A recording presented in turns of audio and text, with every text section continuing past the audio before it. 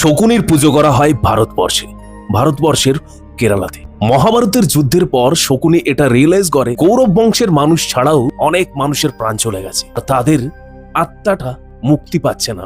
সে চলে যায় কেরালাতে গিয়ে সে কিন্তু ধ্যান করতে থাকে ভগবান শিব এরপর তার কাছে আসে। তখনই শকুনি বলে এই মহাভারতের যুদ্ধে যারা মারা গেছে তাদের আত্মা যেন শান্তি পায়। ঠিক সেই কারণের জন্যই কেরালার কোল্লাম জেলায় শকুনির মন্দির আছে।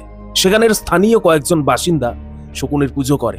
আসলে তারা একটা গ্রানাইট পাথরকে পুজো করে, আর সেই গ্রানাইট পাথরের ওপরে বসেই শকুনি ধ্যান করেছিল ভগবান শিবের। ভক্তরা শকুনিকে তুষ্ট করার জন্য ডাবের জল ও রেশম তাড়ি প্রসাদ হিসেবে দিয়ে থাকে। জানুয়ারি থেকে ফেব্রুয়ারি মাসের মধ্যে একটা সময় ওখানে মেলা বসে। সেই মেলা মালাক্কুড়া মহোৎসব নামে পরিচিত। এটা সাধারণত কুরাভার বলে একটা উপজাতি আছে, সেই উপজাতিরা মিলে করে। কেমন লাগলো গল্পটা? জানতে না তো শেয়ার করো।